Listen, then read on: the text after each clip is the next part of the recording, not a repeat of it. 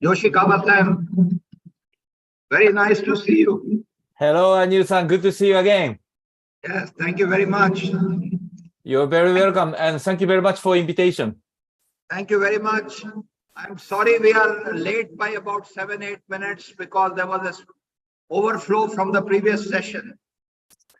No problem, no problem. We spoke more than what we had given time for, but we are about to start. So thank you very much. Thank No you. worries. Thank you.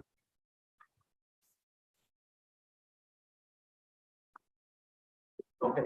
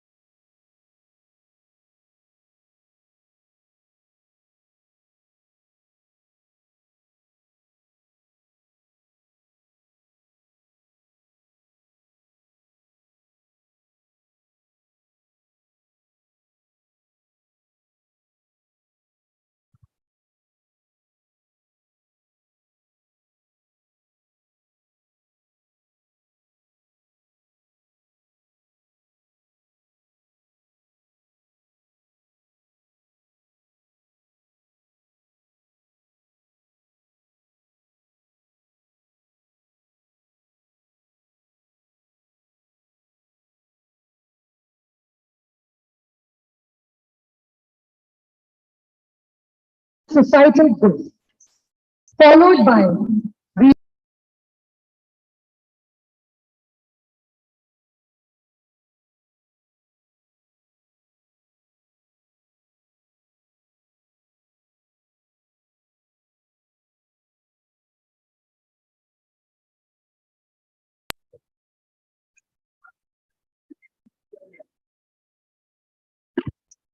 am I audible? Yes.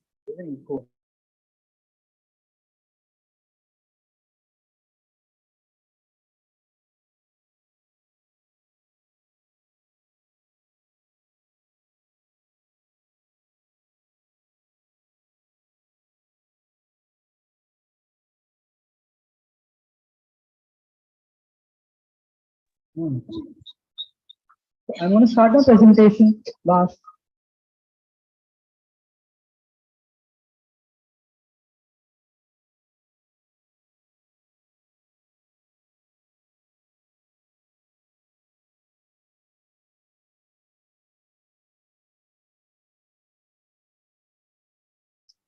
Somewhere so there's a difference here, right?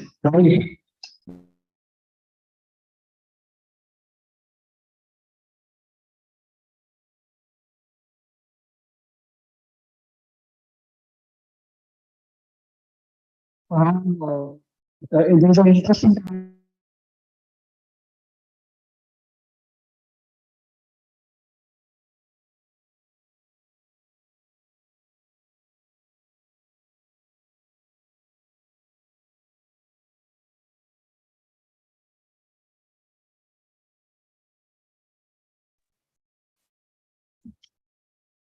So we see that the job loss is happening. There's a climate change which is taking place all the time. And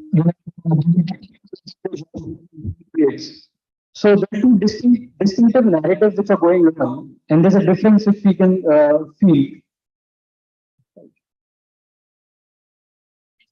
On one side, we have legacy challenges like poverty, educational challenges, healthcare, corruption, and food security. And on the other hand, we have new challenges like cyber security, internet, mental health, job security, etc. So it would be interesting to see how our panel basically create a discussion over how we cater to these challenges in the future. Thank you.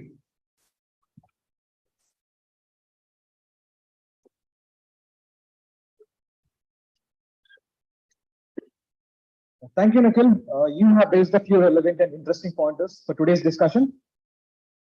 Now we'll welcome our panelists for the discussion, Dr. Nidhi Pandit, a humanitarian services and socio-economic environmental development specialist. She serves as the global head of CSR for HCL and leads HCL Foundation.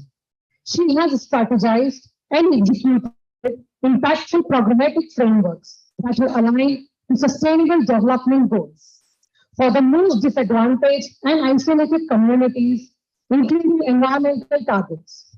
She has a deep understanding of the poverty issues and delivers realistic approaches towards poverty elimination. In her current role, Dr. Nidhi has envisioned HCL's flagship global CSR policy, which pioneers around 10 commandments of CSR. She has shaped up the prestigious HCL grant and HCL other programs. More than 25 years of experience in actualizing human rights and environmental action at national and international levels. Some of the key portfolios she has held were with SOS Village Children as Director Program Development Asia and Plan International Headquarters as Global Advisor on Child Protection in Development. She holds a doctorate in Public Health Management from IIHMR University, Jaipur, and MPhil in Health Systems Management from BITS, Pilani. In her pursuit and passion to social development, Dr. Nidhi has traveled to almost 40 countries and most of her home country. She is a big fan of culture and classical arts and holds an equaling bachelor's degree in Indian classical dance, Kathak, from Gandharv Mahavidyalaya. Thank you for joining us, ma'am, today. We would request you to please raise the downs. A big round of applause, ma'am.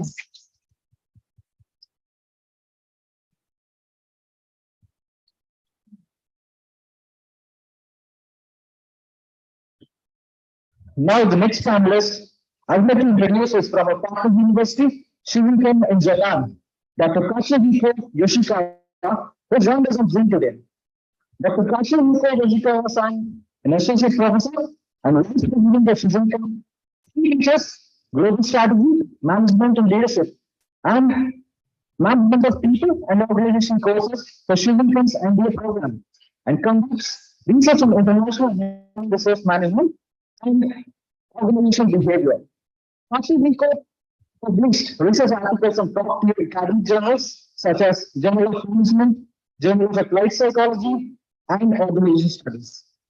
He received his Bachelor of Arts from Kyoto University, Japan, and earned MSc and PhD in Management from prestigious London School of Economics, UK.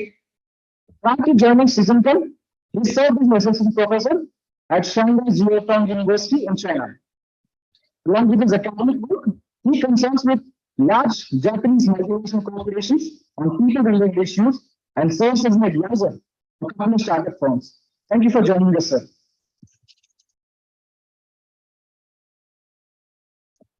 We feel very elated to welcome our next panelist, Mr. Adesh Goyal, an impeccable leader with 4 decades of experience in multiple facets of professional life. He is currently serving as Global CHRO and member of Global Management Committee, Tata Communications. He had conceptualized and implemented digital strategy for HR through intelligent platform and consumer-grade employee experience. Prior to Tata Communications, he had led roles of CEO at People Strong and CHRO at SAP and Huge Software System. He is an experienced business leader with experience in P&L management, software, information technology, program management, and operations. He has performed roles spread over 5 continents. He has been involved in multiple M&A transactions as well. Mr. Goyal is also passionate about community service. He has been volunteering with Art of Living community since the year 2000. He is also a teacher of happiness program at Art of Living that includes meditation and yoga, which has helped over 100,000 people so far. Mr. Adesh has a master's degree in management studies from the Birla Institute of Technology and Science, Pilani, India, and has a passion for serving the community in the future as well. Thank you for joining us sir, today. We would like you to request to please come and grace the dais with your presence.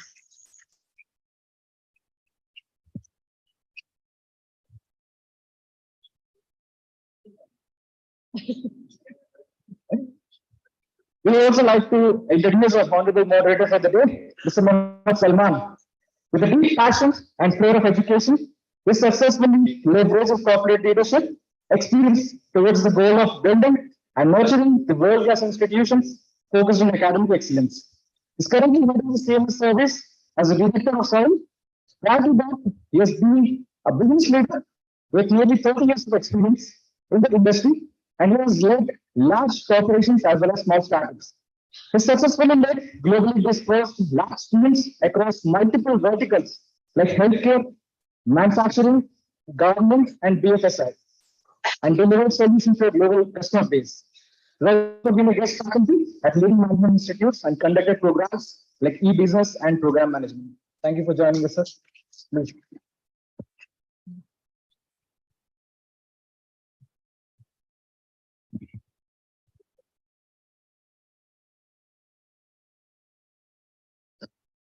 Thanks very much for all the introductions and welcome to our panelists, Nidhi, Adesh, and Katsuri-san.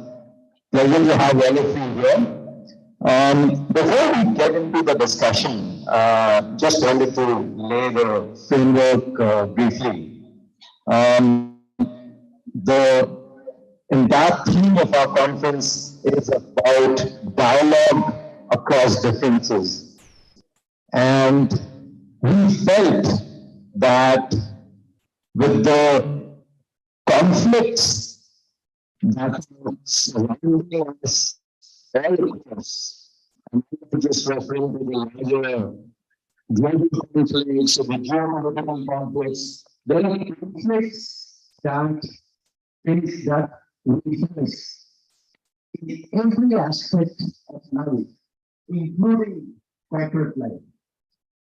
Therefore, it becomes absolutely imperative for us to see how do we go about discussing solutions to these problems. And as some of our speakers earlier today have remarked,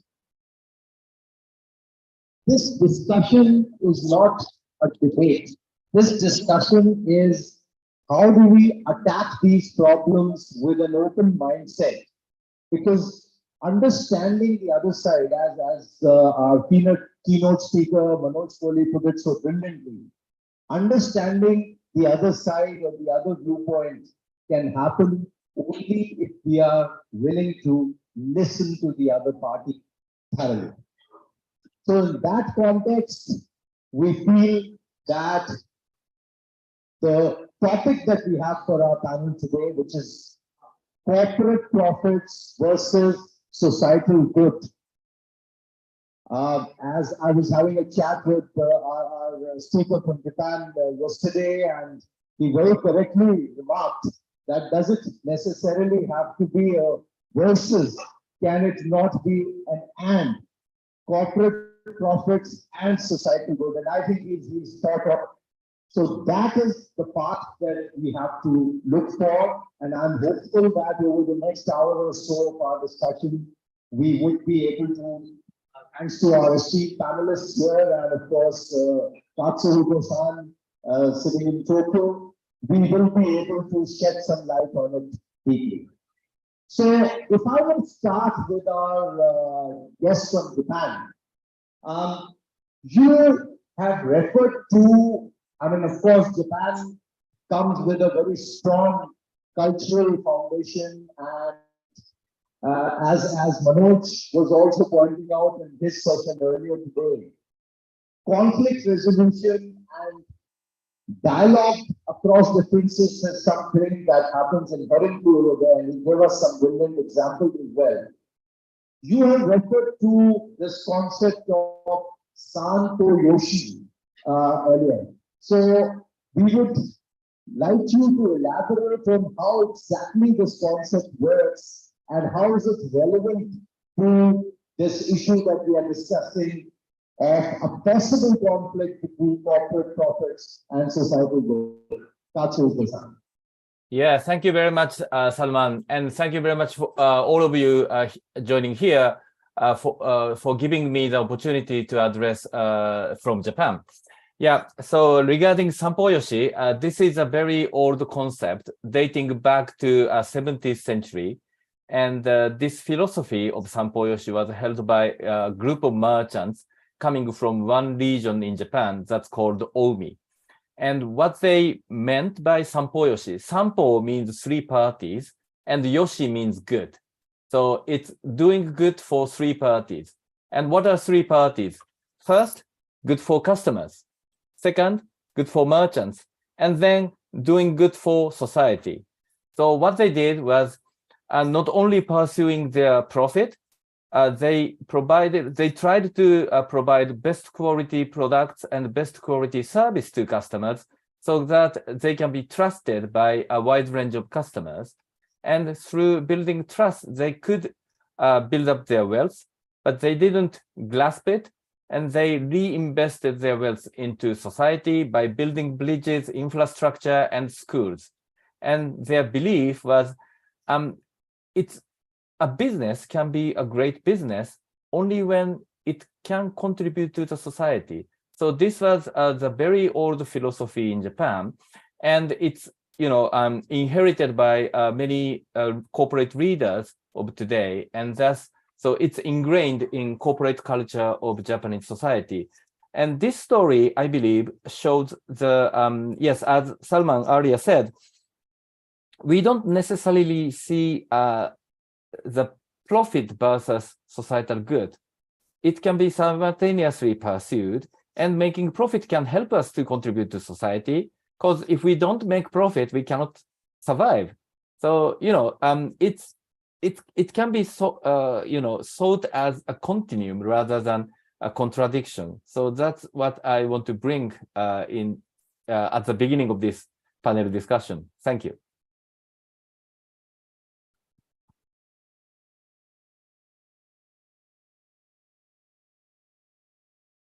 The Tata Group, this group, the organization that you are a part of, Tata Communications, have over the years been very widely seen as companies that have significantly contributed to overall society good. Of course, you have your responsibility towards your shareholders, therefore the profitability aspect is a very natural outcome.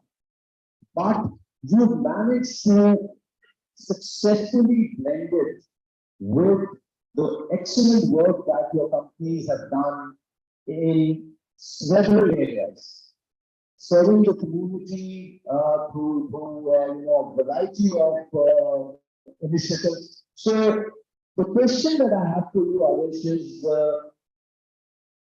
do you see a potential conflict in this situation at all? That is between profitability and societal good, or like your company that successfully managed, this is something that need not result in an adversarial kind of a setup, rather it can be something that both sides can synergize in. So, if you really taking profit, there is no volume. So, we've all heard about the poison run. So, the mind tends to say everything is like this or that. But if you take any topic in the world, it is never this or that. There's a lot of variety. There's so many colors. So, on every topic, there are so many different groups. So I think that point of all, and I'm with the point that Yuki Chawas made, that I don't see this as versus problem, and I see this as and if a company or a business or an organization is going to good for the society, they can't do it from an empty board.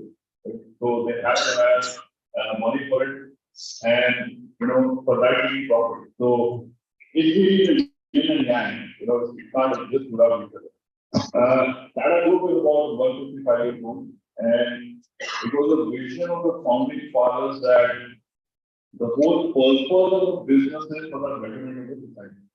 So when the original founders thought for the long term, they set up the structure in a way so that the future plays out better. And people who will come after that have, when we look back, I think they've done a really great job. I only joined 14 years ago, so I only know that much.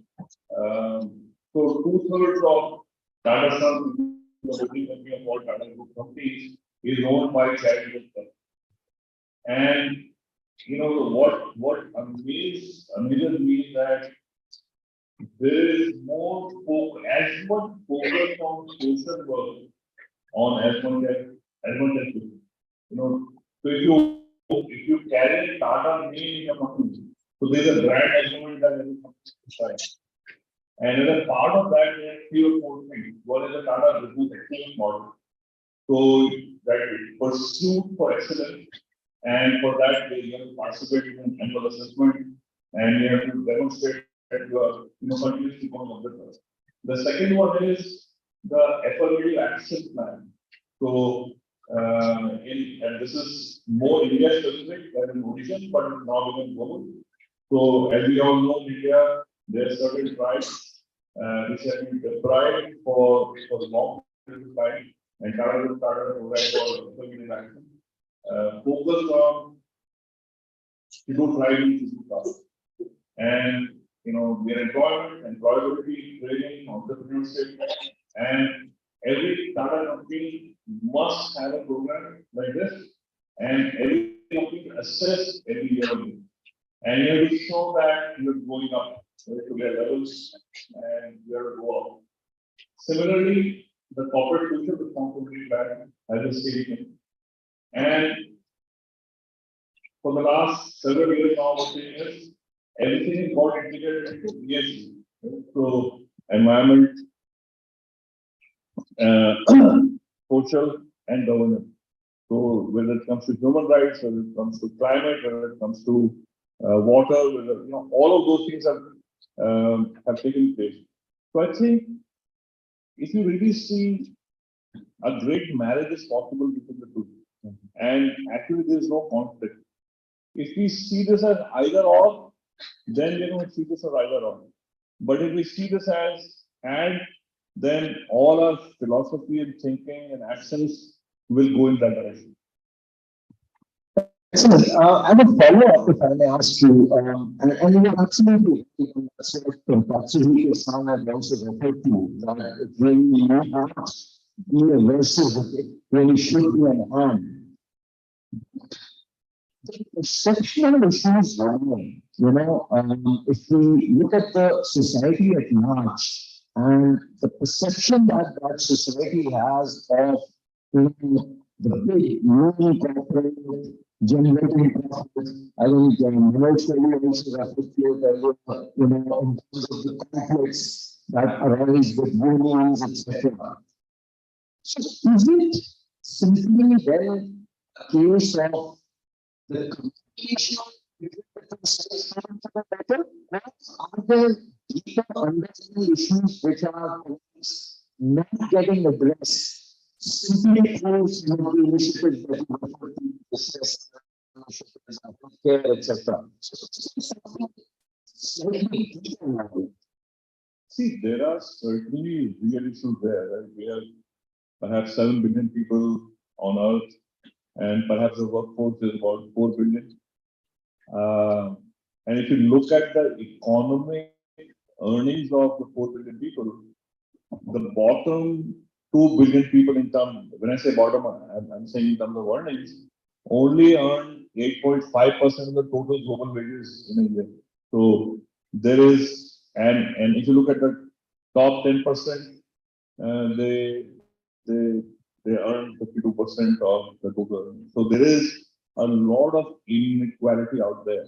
And So we just can't say that it is just a perception or a communication problem. I think the real problem exists. I think the what I'd like to point out is if you look at the last 20, 30 years, there's so many initiatives that are going on which are helping solve this problem. We, like Steve Jobs used to say, has it made a dent in the universe? I don't think yet, but I think we are getting there slowly, gradually but slowly. See, this giving pledge that was started about 10, 15 years ago, now has about 250 or 300 members, and they have collectively committed for $600 billion, right? Of their personal wealth, which they don't pay for a social cause. If you look at the 200 plus countries that we have in the world, less than half, or about half, their annual GDP is less than $600 million. So if you see in that perspective, it's a lot of money, right? So it is really being used for that cause. Or if you look at the Indian Companies Act, which is focused on CSR, the CSR related portion which came a few years ago, perhaps about 20 to 25,000 crores rupees annually is being now directed by the companies that are under that for social development. And when you read, the top 1,000 companies in India are required to file an annual social development, sustainability development report. So if you look at that, there's a lot of work going on around in the world. I think if we see this as a glass full half problem, then yes, it looks empty. But I think we are slowly looking at that. I turn to Nidhi next. Nidhi, Excel, has always, as an organization, been associated with creating, working on technology that helps improve lives. In fact, I remember some 10, 12 years ago when I was a part of that organization as well. Our tagline used to be technology that touches lives. So that connect works very well when it comes to the actual operations and the customer outreach and that part of the organization. Perception, I'll refer to the perception part again. Despite the fact that such excellent work has been done, and I was just reading about some of the wonderful initiatives that the foundation that you had has taken and is related to children's health and education and sanitation, a host of other areas. Despite that, that perception of I mean, you feel that some of these initiatives just end up picking the boxes. That what is causing the problem? Well, no, I think, first of all, I think I completely agree both with Adesh and Shiko-san, who's there with us from Japan, that there is no, I don't think there is any versus word here, first of all. I mean, it's about, the corporate profits and the societal good. I don't know whether we really need to debate that, but as Adesh put it, that there can be pros and cons of everything.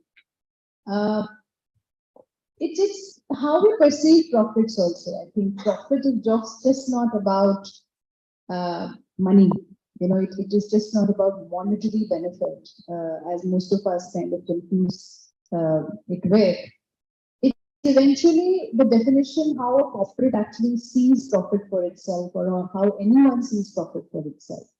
Profit is about, it's also the quality of life, it's also about the welfare which happens in a corporate, it's also about the work environment, and this whole lot of stuff that goes around. If I talk about HCL Tech, I mean, there are 220,000 people which are engaged in more than 50 countries, and they're on a mission. And as you rightly said, Salman, that it's technology, and it's a technology-driven mission.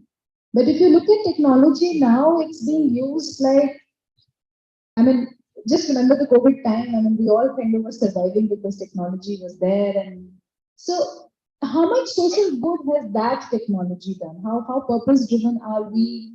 Uh, Today we are connected, with Japan. Look at the example here. I mean, we are like, so technology by itself, if we look at the mission there, is something around social good. ESG, I think, is another definitely a clear now target-oriented mission that everyone is on, and that is where corporates have to do social good kind of stuff. But if I talk about image, I really don't understand that if one really needs to do social good because of the image, it's not necessary. I mean, you do it if you really want to do it. So if I talk about both Mr. Shivnadar and Roshni, the kind of Shivnadar who actually found Excel, very much invested philanthropist, and he always wanted to do social good, so he's done it. And now, if I look at Roshni's calendar time, I think more than 50% goes mapped into actually doing work for the environment as well as underprivileged sections of the society. And that's how I think the entire group then starts to kind of follow, Now, social good by itself or societal good by itself, the way it is perceived, I think that's where people like me who come from hardcore development sector, who made a career choice some 25 years ago that this is where we belong and this is where we educated ourselves, is no longer charity. I think the moment we start to make the difference clear and distinct, that it is equally a corporate and a professional agenda as much as sitting in cost centers of finance or HR, and it's equally there. I mean, in the sense that you do need social scientists, developmental scientists, environmental scientists, climate action scientists to be able to do sustainable, and it's no longer societal good. It's part of the larger developmental agenda. So if you look at corporate themselves, I mean, they are also part of the developmental agenda, be it technology or be it steel or be it medical equipment or whatnot. How we do it and how much central is larger development and working towards the developmental goals or national developmental targets is to the core of the company, I think, defines this whole thing of, and that when that versus goes away, it is plus plus plus. Actually, it has to be there in every action that we do in how we think. So if one has to dedicate technology solution, are we dedicating it to, let's say, upliftment of the healthcare systems? Or are we putting technology behind some disruption? That's a decision that is an ethical decision that the company makes. Then over and above, how do we go out of the company, out of the premises of within our own ecosystem and really study the socio-economic, environmental, developmental issues using a workforce which is qualified to do so. So if I talk about Excel Foundation today, we are a team of 500 people. We all come from development field. There is no transfer which has happened from finance or HR, or neither way do we report to any of the conventional departments. We are an independent vertical within the company. So recent brand positioning that we have done, and where we are saying Excel Tech supercharging progress. So we've clearly defined our 4 pillars where we are saying clients, we are saying people, which is people, staff, us, then the communities and planet. All 4 equal. And there was no discussion within the company when we were doing this whole brand repositioning. Shall we put them in concentric circles or shall we do like no? These are equal pillars. And I, as global CSR head, had equal participation in proposing the brand and really bringing it out. So you can imagine that is the level of participation that representative of community and planet side have. Then you can imagine the ethos of the company, that how serious we are about not only neighborhood development but larger national development wherever there is presence. Now, how does that happen? There is goal number 17, we all know SDGs around partnerships and this and that, but that goal really needs to be lived. So while we do say that we have 500 people here in Excel Foundation, but would we be able to move any developmental agenda in 22 states where we have presence? We can't. Alone we can't. We have to establish right kind of partnerships. We have to work with the civil society organizations, government partners, individuals, so on and so forth. And that network needs to move together.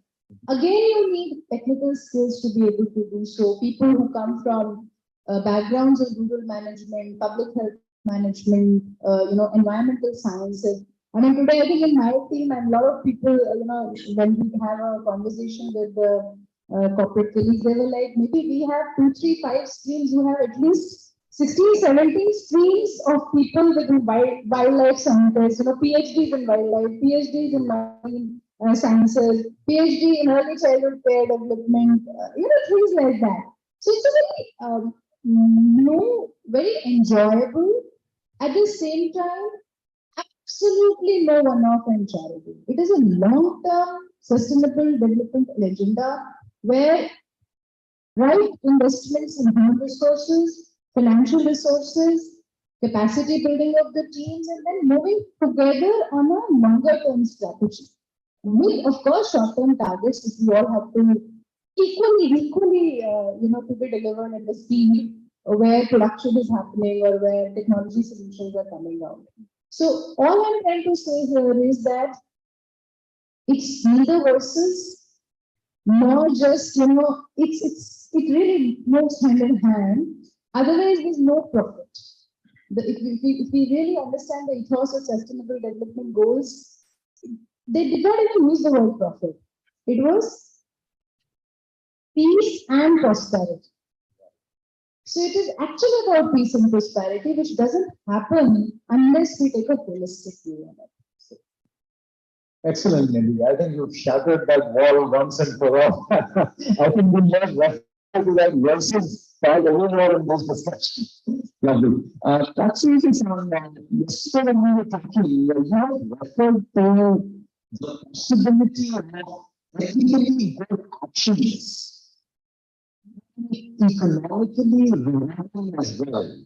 And that's something we have maybe an organization also talked about just recently.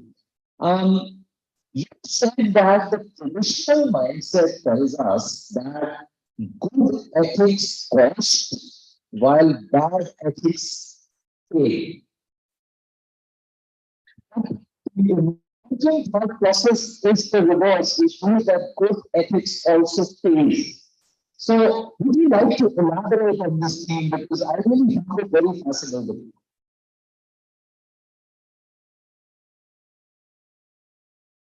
Sorry, I was muted.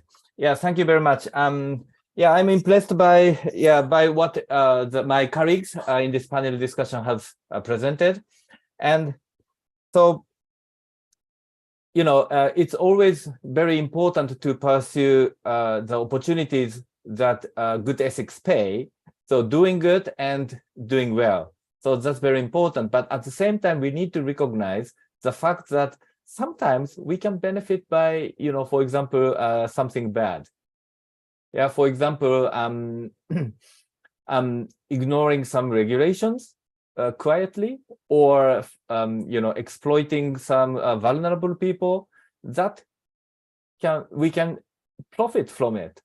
Yeah, and also doing good for society or doing good for people. All these things need some investment or efforts or time.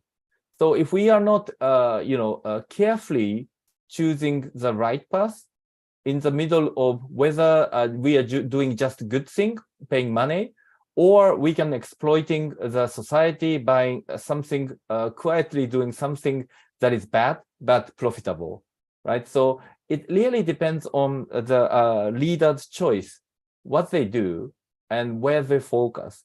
And at the same time, I would say that the societal condition also matter, because this conversation, corporate profit versus societal good, is happening in front of at the background.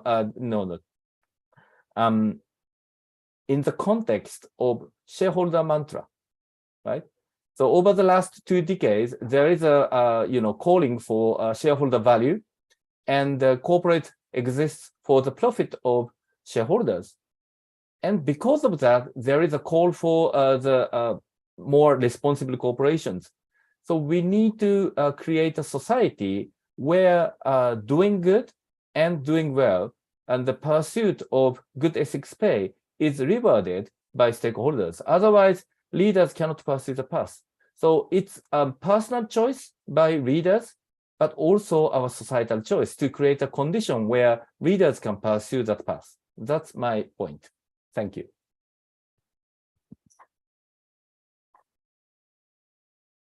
This speaker also something peculiar to the culture in Japan, which sort of enables this divide to get bridged a lot more easily. Sorry, I missed the question. Can you say it again, please? My question is, this divide that we are talking about, which all of you have referred to. In Japan, what we are seeing is that this seems to be a very major problem, possibly because of the way the culture over the years has evolved. So do you see that culture is also contributing to this, the specific Japanese culture? I should be honest. Not all Japanese companies are always doing good and doing well. So of course there are variations. I believe it is same in India and elsewhere, right? And the question is whether we recognize the limitations of us doing well and exploiting others. So because the more leaders of society and leaders of corporations recognize that our behaviors and our actions really depends on the conditions of the society.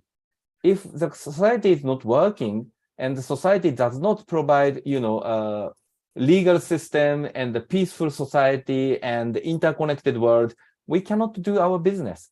So we really rely on the environment and the social conditions. And the more leaders are aware of the fact that they owe so much on society, they start to behave more responsibly. And of course, there are variations in that kind of awareness. And I should say, Japan is not, of course, a heaven. So that's the reality. Thank you. Adesh, as a corporate leader, and all of us who spend time in the corporate world, we understand that very well. As a corporate leader, we are judged on our ability to generate shareholder wealth, as we term it.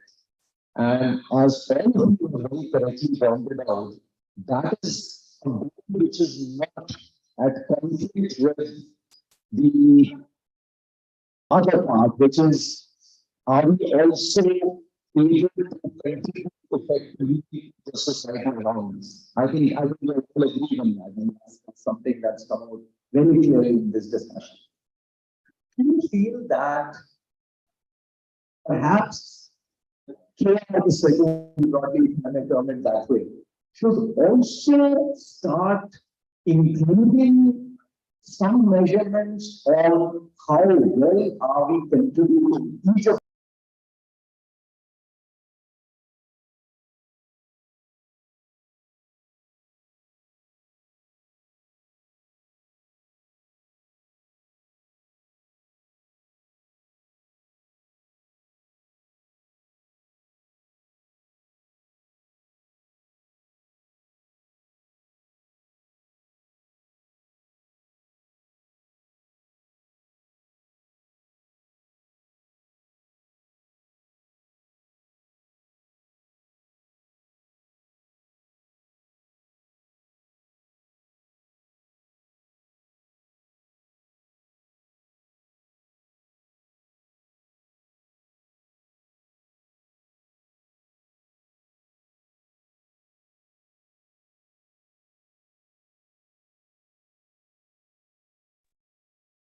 Sorry, we lost highest Salman. stage is the philanthropic stage. Now, if you see, and I'll talk only about the last 20 years, I think a lot of movement has happened towards ethical and philanthropic, right? And which I think is a great thing. Then there has been concept of return to the shareholder, and in 2019, about I think 181 countries, companies came together, large companies around the world, a lot of them in the US, and they created a new statement of purpose, which talked about value creation for stakeholders, not just for the shareholders. Right? That movement is going quite strong. As one part of that, they took up a project called One Tree, 1 trillion trees by 2030. Now, so a lot of that movement is going on. So in a way, for companies that have moved from ethical to philanthropical, these two stages, this type of thinking and targets has become a part of who they are already, right? And that's the point Nidhi was saying too, right? And that's what Yogi Sawasan has been saying too. So, the point I'm making is there's no one truth. Different companies are at a different stage, and all of them are true. That stage is true for them. And there is a very significant upward movement that we are seeing. And there's a book called Factfulness. Manoj Puri talked about fact. So Google it, and they have a very good website. And if you see, take all different things about Human Development Index. Over the last 50 years, the world is actually becoming a better place. But that's not what you read, right? The media is, we only like to read negative news. That's what all the media companies, dish out to us. But if you look at the facts, we're actually making progress as a world. Billions of people are moving up in the Human Development Index, but it's still not good enough, right? And if you forecast it a little bit more, I think we'll keep becoming a better place, right? Including people who are affected by war is significantly reducing over time. But it doesn't look like that because nobody writes about it. Right? None of us like good news is never interesting. So neither we read it nor anybody gives it to us. We actually find it. So I think this has already become a part of the DNA of many companies already. Excellent. Nidhi, a lot of the wonderful work being done by your foundation, I'm sure it is having clear, measurable impact. The outcomes are things that you cannot just see, but you can possibly also track, you can monitor, you can measure. So, if we are to look at the beneficiaries of some of these programs, can those beneficiaries possibly become the best ambassadors that carry this message forward? No, absolutely. And then otherwise, I don't think our programs are really good if they are not ambassadors, rather runners of the program. So just to give you 2 examples, we recently had one of our scholars who has been awarded Arjun Award by Honorable President of India herself. And we identified her, actually in 2019, she got formally associated with us, but we identified Jerlyn, is her name, Jerlyn Anika. And we have this program within HCL Tech where employees give ₹1 or ₹2 or ₹5 per day from their payroll in India. And this fund was getting deposited. And when I joined in 2016, I was like, let's not mix this money with CSR, because CSR, we have huge flagship programs. This is a very fund given very fondly by our employees. So we'll take care of it in slightly different way. So I said, okay, let's do 2 scholarships. We'll do academic scholarships and we'll do sports scholarships. Because we realized that one-off scholarships are available here and there, but long-term commitment to the meritorious students or to talented students is not available, where somebody holds their hand. So we couple that scholarship with, I can talk about CSR programs, but this is somewhere I really want to say how internally employees do get connected and how impact comes up within a short span of time. So we kind of brought this together, this power of one fund, we call it, and we announced scholarships which were open to our third-party staff also, where children also were meritorious and so on and so forth. And we started to get a lot of applications.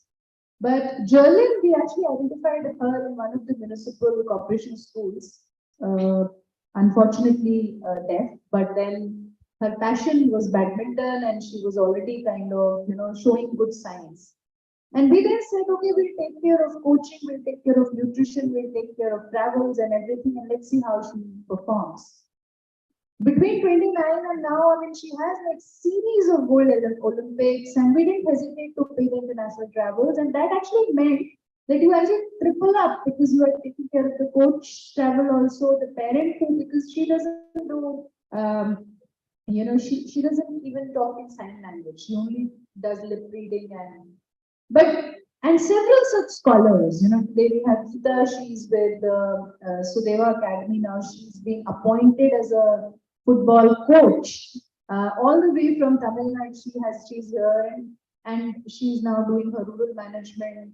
We have, from Nagaland, and then we have so many mothers who kind of, come out of, could have been maternal mortality, but they are testimonies. We have people in Hardoi, Kisan Producers Committee, the whole FPO which they have formed, and they're making their own profits.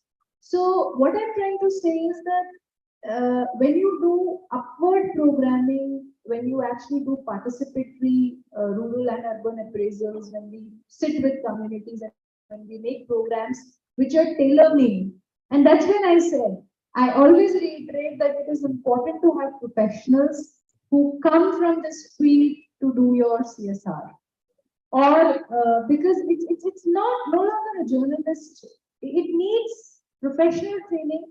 It also needs experience, and it also needs agility of a different level, because one would need to travel a lot. One would need to sacrifice a whole lot of family time, and these are people who really do not differentiate between who is family and who is not, because at the end of the day, they are passionate people. They're passionate about what they do. So they need to feel, and then they connect with communities. So recently, when this thing happened, this 30th November with German, I mean, I think the entire team, we were like, okay, fine, it is possible that you can actually have this kind of a change also. So what I'm trying to say is that yes, but it becomes very difficult in environmental programs because human beings can speak for themselves, but when it comes to climate action, so I think biodiversity footprint mapping, as we call it. So wherever we are doing, let's say pond rejuvenation or afforestation work or clean air programs, waste management, etc., we must track whether we are reclaiming soil, are we reclaiming the kind of clean air in that area, what kind of bees have begun to come back, what kind of butterflies have begun to come back. They will never speak for themselves, but we need to have adequate measurements in place. So measurability is important, not only from the point of view that you want to tell the world what you have done, but also accountability, because we just heard investors, we just heard stakeholders.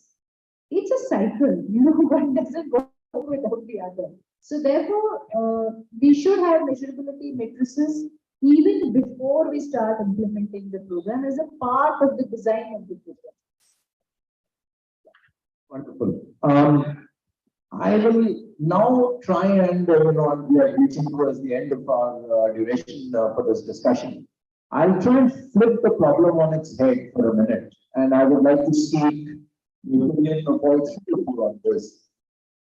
What are, we thus far looked at corporate profits getting channeled into work that can benefit society, and such things which are very effectively done, as we've just heard from all of you. So let's say that we are very convinced that there's really no conflict situation in the two. What are some of the, let's say, societal problems which, if these are tackled well, can have a cascading long-term effect on profitability. So I'm trying to, take it in the reverse direction now. Are there societal issues and problems that we can solve which can actually help improve the profitability? Maybe we can start with Arish.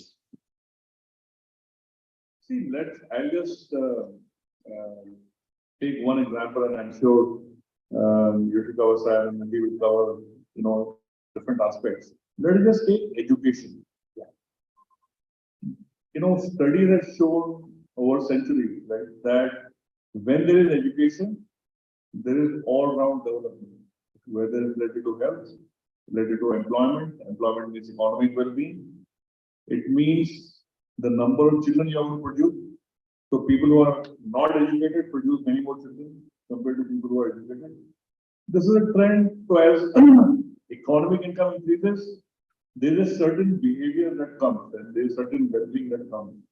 When somebody gets educated, they leapfrog into the next echelon of the society, and the probability of their future generation, they actually are starting in a much better point, and for them to get out of the bad situation is already happened. So I would just say, if we're able to do more and more education where it is not happening, I think it will go have a phenomenal exponential leveraging. Fantastic. Katsuhiko-san, your thoughts on this? What are some of the problems that, if tackled well, can actually help cascade into corporate profitability as well?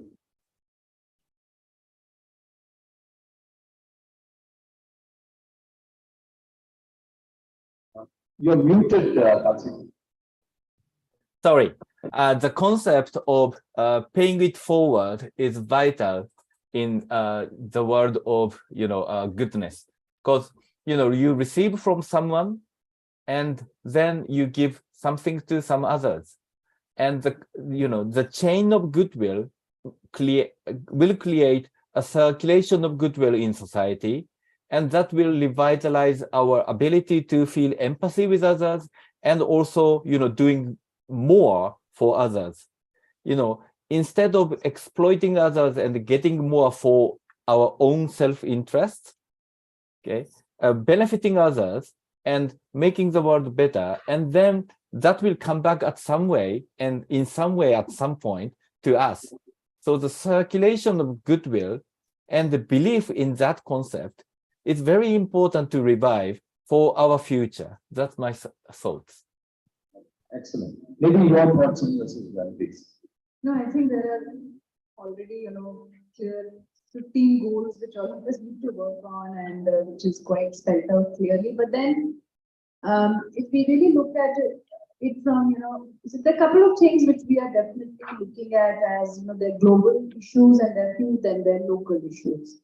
So the two approaches to it, that one is that there's a neighborhood approach, that anybody, whoever, wherever they are, just look around within 4 kilometers and what is it that really needs to be resolved. And that is something that can be locally led. Even I'm sure soil has something around it, the student's body can address it and things like that. But then some of the global issues which needs larger forces to come together. One is environment conservation. And there is no way that we can sit back and relax and we will say we are making profits. We will not make any profits. There'll be nothing to make profits from. We were looking at the graphs. In fact, we're doing an intense ESG training for all our team members, and I looked at their graph and took out my own population sciences graph, and I looked at 1950 onwards. I think we've all lost our minds somewhere. 1950 onwards, if you look at of course, some of the problems that we see, the face of it, data show that they're reducing also. But if you look at the population curve, and if you look at the world temperature curve and the carbon dioxide, it's shooting, and we really don't know whether we will be able to really retract anything with minimalistic efforts. There needs to be global collective working on it. So conservation, adaptation, mitigation needs everybody's inputs. We can conserve a pond, let's do that. We can afforest 500 saplings, let's do that. We can conserve grasslands, let's do that. Whatever is possible, but after a scientific assessment. I mean, people in this thing of doing afforestation, they'll go and spoil the grass. That's not the idea. You must have scientific advice before we touch nature, or before we. It is about native biodiversity that really needs to be conserved. The second is youth employability. One is education, which is definitely, as Adesh said, I mean, critical, important. But then, are we employable in the jobs that really excite us? That's important, because passion only is going to take us through eventually, you know, the whole, whatever we want to do, we can, but employability is important. What we are ending up is with a lot of goalless education, which perhaps then, you know, withdrawals happen.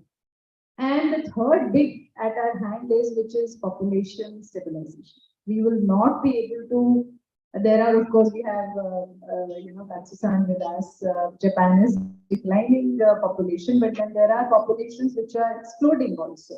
So somewhere stabilization is important. The total fertility rate, as we call it, really needs to stabilize in the pockets where it is creating problems. Otherwise, this imbalance. You know, these are, I would say, of course, we have goals of no hunger and this and that, which are manifestations of which are basically that show up because we're not tackling it at the root cause. I want to get this on. Excellent. Before we wrap up the discussion, I'll be very keen to have questions from our audience, our students, our faculty, everyone. Please go ahead. Yeah.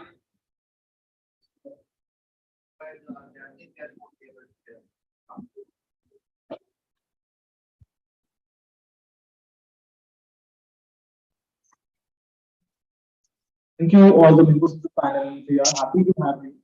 Ma'am, at SOIL, we have a fantastic program of social innovation where the students are assigned some NGO in all the aspects like culture, to old age homes, everything. And we have to dedicate one Wednesday to the NGO for entire second semester, which is almost 60 to 70. And this is because at SOIL, it's believed that compassion is an important value, cannot be taught. It can only be felt on experience. So, connecting with the domain under which you are working, I would like to know what are, if some of us or anybody who is studying a master's, or if anyone wants to do a career in the CSR, what is the roadmap? Because there is very less information available about it. Yeah, I mean, I think it's not a very conventional field. In fact, when I started my journey, I was here in a minute ago. he used to ask me, what are you doing after doing hospital and health management? Why are you working with an NGO and this and that? So, see, now CSR, thanks to the CSR law in India, the national CSR law that we have, which got rolled out in 2015, plus the SDGs, you know, both were kind of together. There is a clear thing in all companies. I mean, if you actually go out on some job sites and all, I'm sure they're all looking for CSR professionals. So no longer, these are the days where one used to be really, you know, worried about how and what, but then approach it very professionally. That's what I'm trying to say. It is not about just compassion and just, there are skills, there are hard skills which will be needed. And the game remains same. I mean, it's data analytics, it's your strategic planning abilities, your marketing, and whichever skill that you really want to really master, they all apply in development sciences. The only thing is that, yes, if you want to work in public health, you may have to choose population sciences. If you want to work in environment, you may have to specialize there. But CSR is also a world of specialists now who want to do it well. The career road is very bright and very clear, and I don't see a problem there. Question that I face is the compensation. Whether it will be same or whether it will not be same, there is disparity. Let me be very honest with you. Not all NGOs are able to pay their staff as well. There are international development organizations. I was fortunate, I started after working initially with for 3-4 years at grassroots levels, but then I worked with international development organizations also. There are standardized international packages, but then it's important that we do take experience at grassroots level. That is important, otherwise we don't make the connect. But there is no standardization of packages, let me be honest around that, and that will also happen because professionals are needed in this field. Sooner or later, that will also happen. Thank you, ma'am. I have another question to Arif, sir.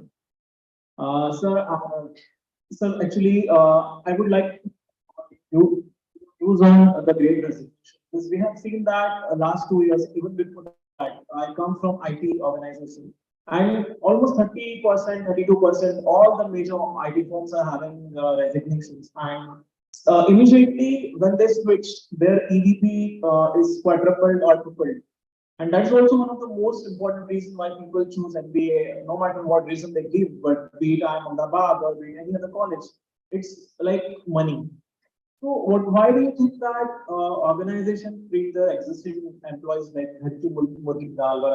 why they are not valued in the organization? Because what we call it, I'm a student of human resources, so what we call is willingness and belongingness to work. So how is that affected, and how do you look at all this scenario which was going on since last 2 years, the Great Resignation? Is there a miss of synergy between the HR strategy and the business strategy, the finance? What's the reason? What's your diagnosis? Thank you. See, I think what you have shared is one perspective. My perspective on this is exactly the opposite. So you gave the example of the IT services companies. Typically, take SCL, TCS, Infosys, Wipro. They spend 60 to 65% of the revenue on salaries. So it is their biggest expense. While for you and me as employees, this is like a reward. But when it is all combined together, it becomes an expense. Right? An expense needs to be managed. Now, and if you see in IT services companies, and that is true in other companies, but it is more visible here, easy to understand, that is the people who make things happen. Right? Machines are only used by the people to make things happen. So people are really the force multiplier. So no company would be foolish to do what you are saying. So that's why I'm saying the reality is not that. See, if you, and like anybody here has worked for 20 years or more, anyone? No. That's why you have that perspective. So the issue is you have to look at this over a period of time.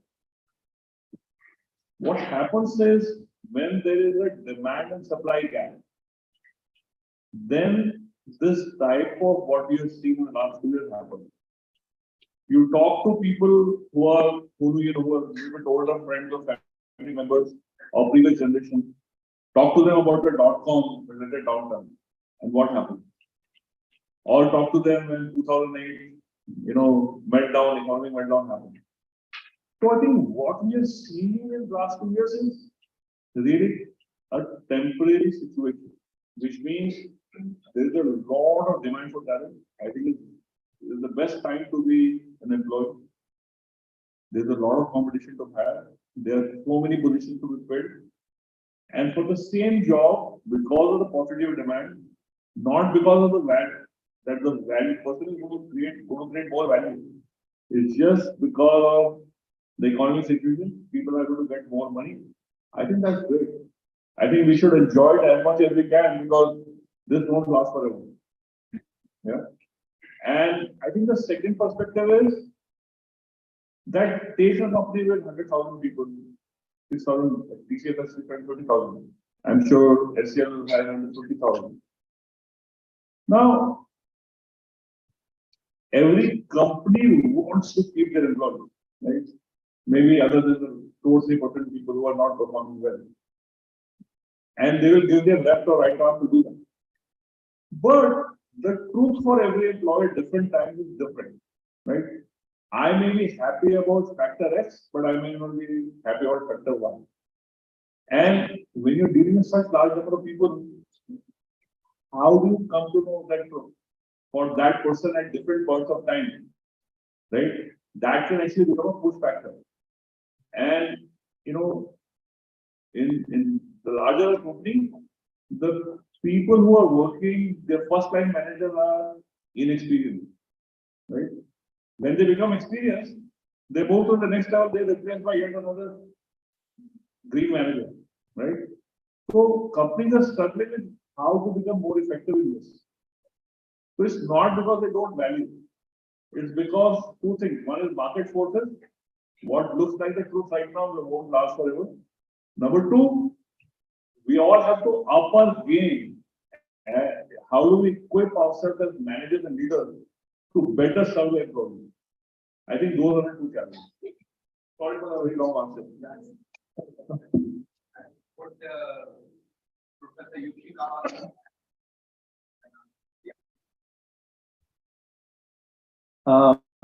Katsuhiko-san, would you like to add to that? Possibly from a Japanese context. No, I don't need to add something. Yeah, I fully agree what is already said. Sorry, we missed the first part of it.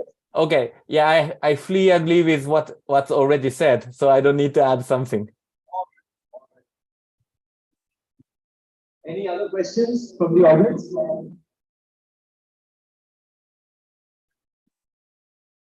Good afternoon, all. My name is Amit. So we are having discussions on CSR. Earlier it was CSR, and now corporates are having ESG. And with the spirit of the theme of the conference, like dialogue across differences, can we say that corporates are actually resolving conflicts by having sustainability goals, or it is the other way around, like corporates are having ESG and sustainability goals to avoid the conflict? Well, I don't think anybody, first of all, there's no conflict. I mean, if it's a good corporate, I said right in the beginning, I mean, they completely understand it. It's not only now, if you look at historically, at least India and Japan, if you look at the culturally also, philanthropy was always a part of, I mean, we have Tatas here, if you look at we were the first generation and now the second generation of CLTech.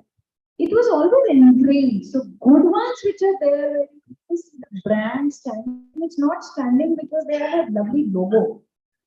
You know, it's standing because of the goodwill that they've generated over years and years and years. So there has never been this conflict. I mean, the other thing is, it's also not CSR and now ESG. It is ESG and CSR. It's both, because if you really understand, ESG is more of internal company agenda. It is how we do business. It should be completely environmentally sustainable. It should have social. Social is what in ESG? It's more about the wages internally, the diversity internally, you know, people having access.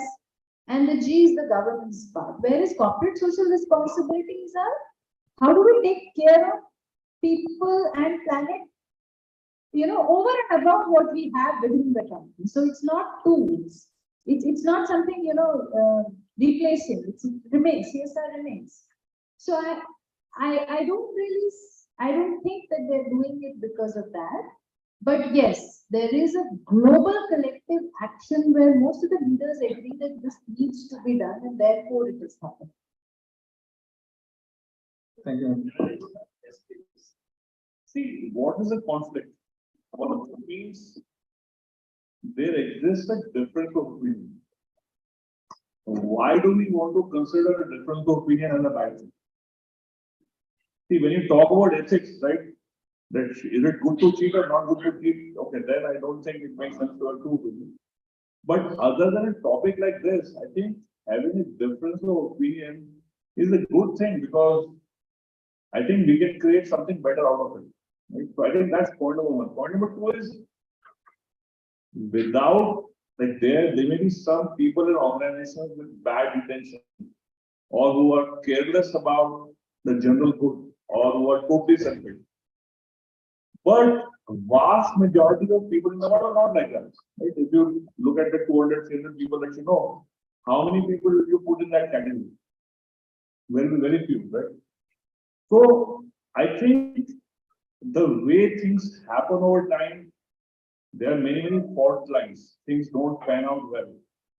I think the whole purpose is how can we take a collective force, become a collective force to solve some of the problems that are currently there, but more importantly, it becomes better in the next 20 years, right?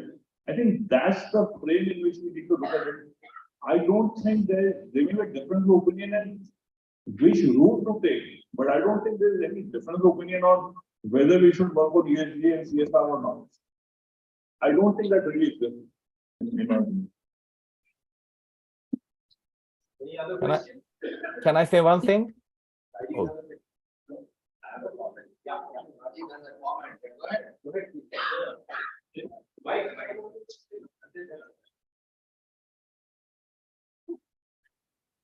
I mean, hearing the panelists out here on this conflict or no conflict between profit and social responsibility is very enlightening.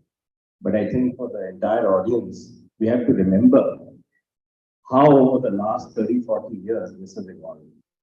So history is important. And there have been a lot of people who have really led this fight. And that's why we are at the stage at which we are today, where corporates are becoming more and more responsible. But for many of the organizations that you may join, because all organizations are not HCL or Tata or others, there is still a lot of organizations that believe profit is very important and it is in conflict with all the other goals that we are talking about.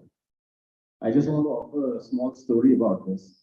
About 40 years back, there was a mill in Madhya Pradesh, which was basically discharging a lot of effluent into the river Swan.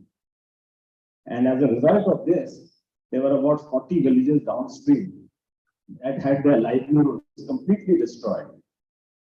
And they were doing it with impunity because there were no laws, livelihoods were destroyed. Thousands of farmers and fishermen didn't have any livelihoods.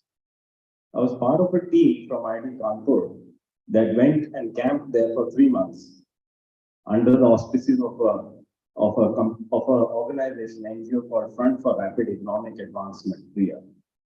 And we produced a report after 3 months, which we submitted to the ministry. There was no Ministry of Environment those days. It was the Home Ministry. And from that report, the FRIA report on the pollution of the Swan River in India was formed the Ministry of Environment. And that today is now laying down all the rules and regulations which companies have to follow. So the point I'm just making is this battle is not over. It has to continue into the future. And each one of you, when you work in the companies that you will work in, will always find certain points that you can, because you will work in companies that may not be as dedicated to these goals as are being talked about. And you need to continue the war against all this. Thank you.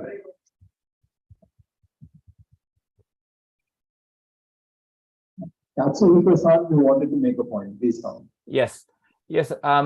Yes. I agree with the gentleman who spoke before me that there are companies who do vicious things, and also there are companies who pretend to be doing good, like greenwashing. So, but the point is, then what do we do? So, as a professor at a business school, I have a responsibility to grow leaders who are aware of our responsibility. And my colleagues would agree in their part, do something they can do for the betterment of the society. And I would argue all the audience in this room that what can we do? Yeah, it's easy to blame people who are doing bad, but then what? So that's my, concluding remarks. Thank you.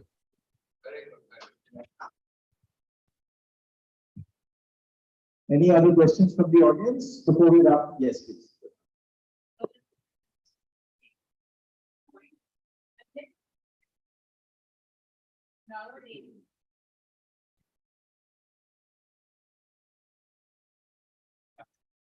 Business owners nowadays are limiting their societal goods thing to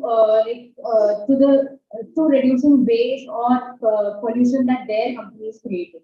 So taking an example of maybe Coca-Cola, so what they are claiming that in the coming time around 2030, they will convert all the packaging thing to a recyclable.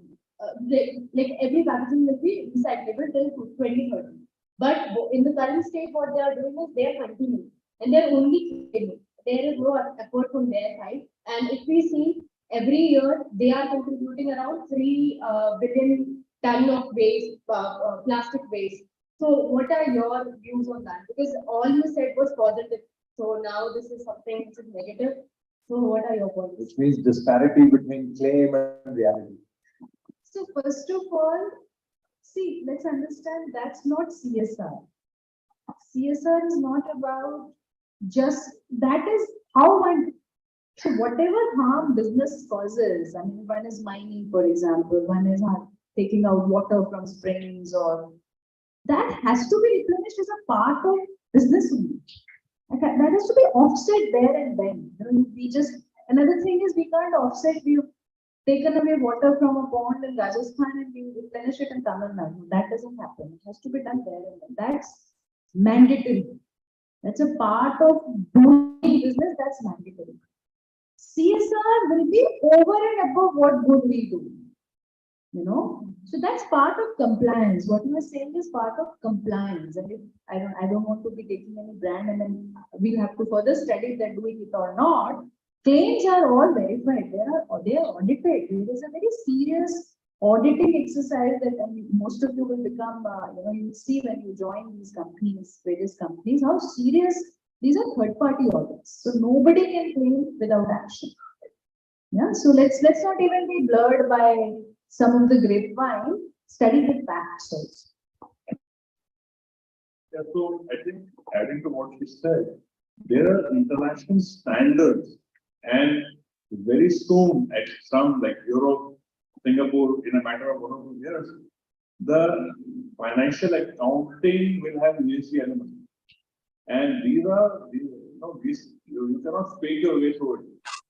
So don't be carried away by hot news.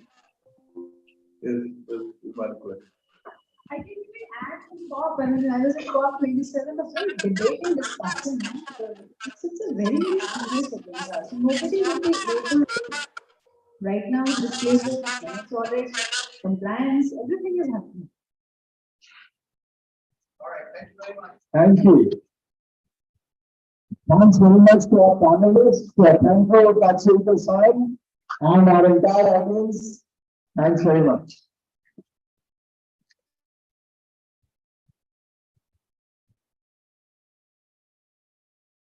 Thank you all the panelists for the sharing discussion. And the credit equally goes to Mr. Muhammad Salman for wonderfully moderating the session. Fantastic.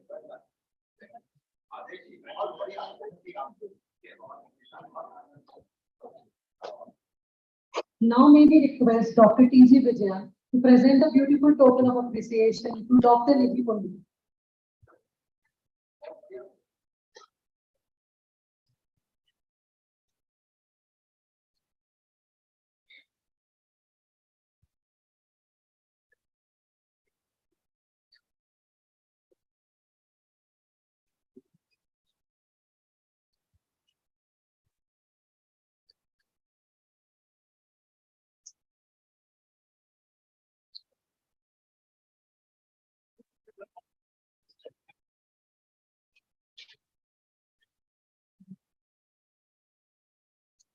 Now, may I also request Mr. Anil Sachdeva to please present.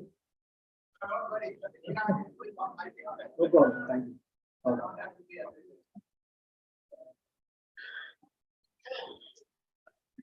Since Mr. Yashikawa-san has joined us in this room today, I would like to express my heartfelt gratitude and namaste to Yashikawa-san for his valuable insight. Thank you, sir. So may I request Mr. Anil Sachdeva to guide us to the open space? Thank you.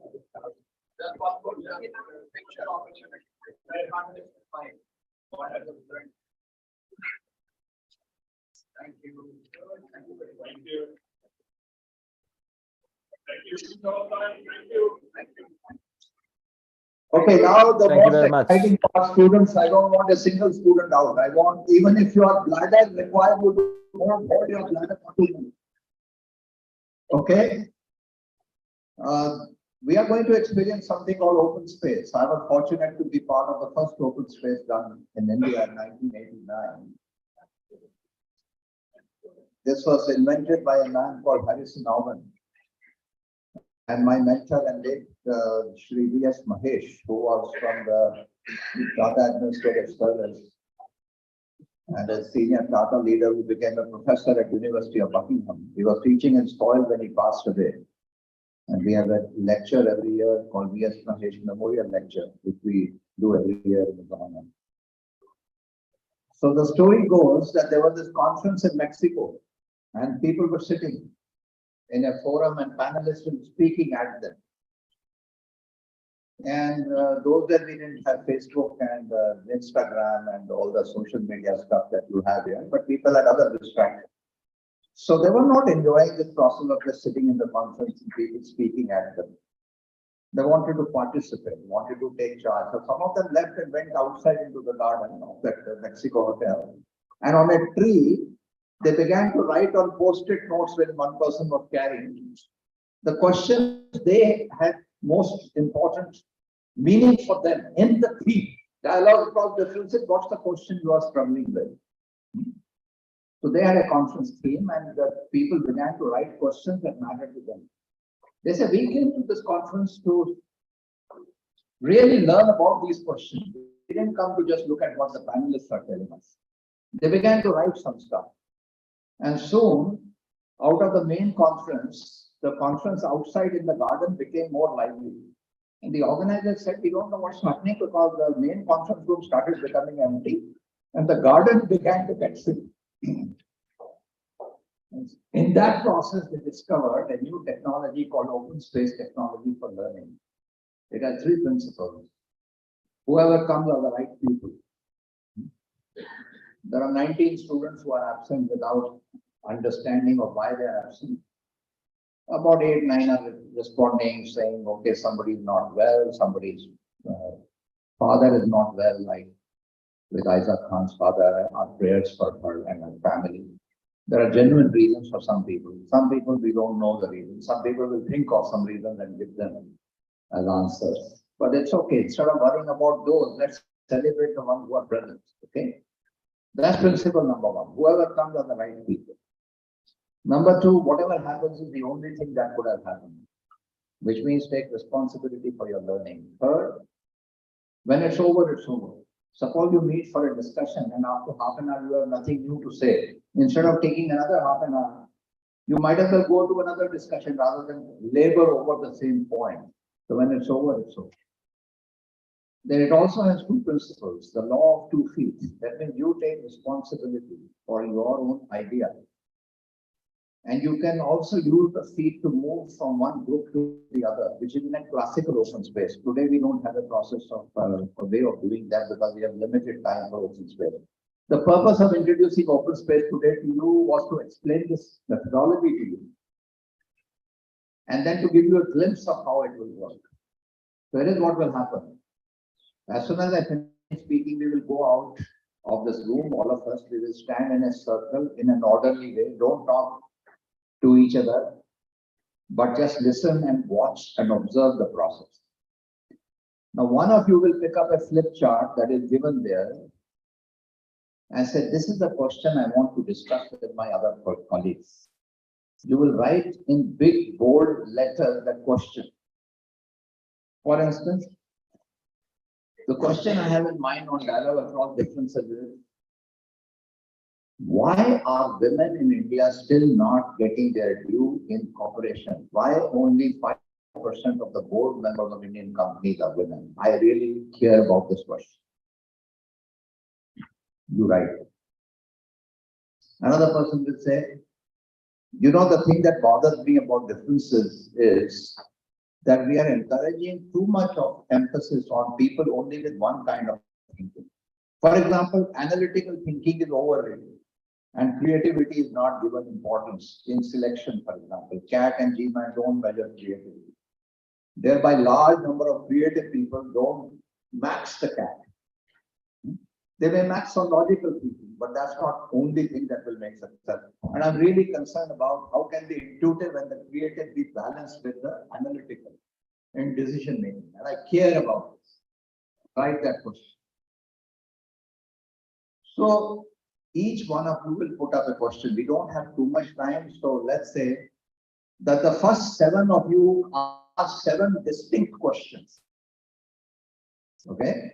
They will put 7 flip charts outside on the glass given there. You will be given some glue to put the flip charts. So 7 themes will get formed. 7 questions will be formed. The rest of you sign up. Which question do you want to be part? So on the same flip chart at the bottom, you write your name. Then the volunteer will tell you there are 7 spaces that have been organized for your group discussion. They will assign to each flip chart 1 space. You will go to that space and for the next 1 hour, you will have an intense conversation about what you care about. One of you will make notes. One of you will manage time. One of you will make sure everybody gets a chance to speak. So there'll be a facilitator who will give a chance to everybody, appoint a facilitator, there'll be a timekeeper who will track time, there will be a record keeper who will make notes, and 1 person will speak on your behalf. Okay, when called upon to do so. And you will have to speak only in 1 or 2 minutes. Right? We don't want you to give a long speech because when you can condense ideas into 2 minutes of a 1-hour discussion, that means you have arrived as a leader. When you listen to people for 2 hours and take out the essence and present in 2 minutes, you have developed deep listening skills. That's what you have to practice as well. Okay? So as soon as I finish speaking, we will all go out. Then 7 of you, 1 by 1, will write a thoughtful question that you deeply care about as a result of this theme. Dialogue across differences. It has to be related to this theme. Okay? So 7 flip charts will come. Rest of you will all sign which group you want to be part of. Then all of you will get assigned into 7 spaces. You will have an intense dialogue. And then when you come back and just before the session begins in the afternoon at 1:45, we will give a few minutes to each group. Just 2 minutes to each group. That means we have to factor in 15 minutes for sharing. Is it understood? In a classical open space, you could have gone from one group to the other because open space would continue for several days sometimes. But here we are doing it only for just over an hour. Okay? So let's go out and we will stand next to the wall and we will start putting the flip chart. The first 7 people, you get a chance to put your topics up.